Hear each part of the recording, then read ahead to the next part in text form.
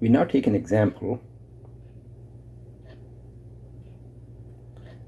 and in this case we consider a runway, and we have an aeroplane standing here with a speed of 0.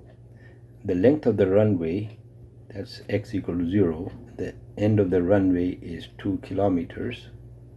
So it's a 2 kilometer long runway, and the plane would go here and would take off here, and here it needs to have a speed of 200 miles per hour. So the question is that within this 2 kilometers, it has to raise its speed from 0 to 200 miles per hour. What should be the acceleration? And secondly, how much time is it going to take from here, this t equal to 0, to t final? So what will be the time taken for it to take off? So the way to solve this is we look at our equations.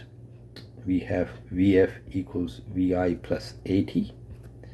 We have Xf equals Xi plus Vit plus half At square, and we have Vf square equals the initial square plus 2a delta x. So now next step is we see all the variables. So let's write, we have x initial, x final, v initial, v final, a, and t. These are the 6 variables in this equation. Now we know x initial is 0, it starts from 0. X final is 2 kilometers, which we need to convert to meters. That's pretty straightforward. That's 2,000 meters. The v initial is 0. The v final is 200 miles per hour, which we have to convert to meters per second, which we will do. Acceleration is the unknown, and t is the unknown. So in order to solve this, these are the 2 unknowns. We look at each equation. So let's look at the first equation. Let's look at the first equation. We are looking for a. We know v initial and v final, but we don't know the t. So there are 2 unknowns in this equation, so we cannot use this. We look at the next equation. We know the initial and final positions. We know the initial velocity, but again we have 2 unknowns, so we can't use this equation. Let's look at the third equation. We know the initial and final velocities. We know the distance, and that's the only one unknown. So we use this equation to get the a. Once we have the a, we can plug it in here to get the t, or in here to get the t. Either of the 2 would be okay. So that's how we'll proceed. First we'll solve this equation, and then any of these 2. We'll actually do it by both to make sure we get the same number. But before we do that, we have to do this. So 200 mile per hour, 1609 meters per mile, and 1 hour over 3,600 seconds. So the hour would cancel and the mile would cancel, and we would get 89.39 meters per second. We won't round it here because we need to use more digits in the calculations. We round at the end. Now we can use the last equation.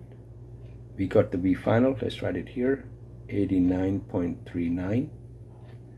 So we can use this equation. Vf square equals Vi square plus 2a delta x. So that's 89.39 square. V initial is 0, 2a, and the delta x is x final minus x initial, which is 2,000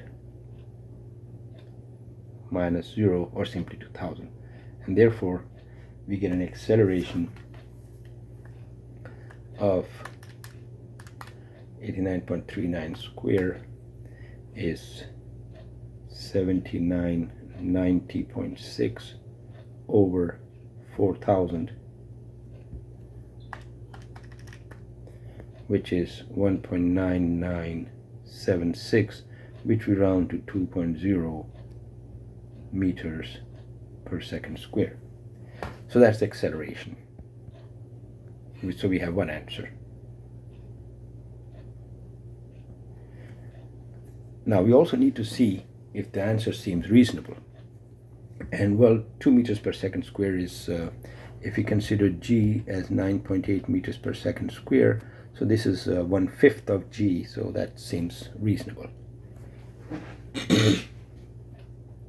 Now we're looking for the t. So now we look at either of the two equations. So let's look at the first one. We have Vf equals Vi plus 80. Vf is 89.39 meters per second. V initial is 0, A is 2, T, and therefore T comes out to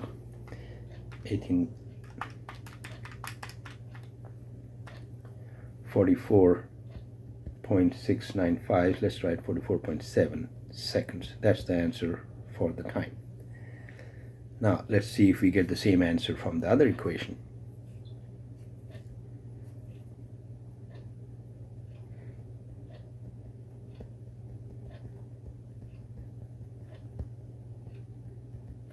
So xf is 2000, x initial is 0, v initial is 0, half a, we can write it as 2 because it's 5 digits, and t is what we're looking for. Okay, so that cancels out, so t is the square root of 2000.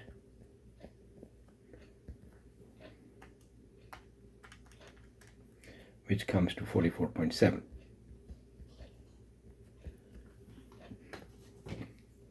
So you get the same answer by using either of these two equations.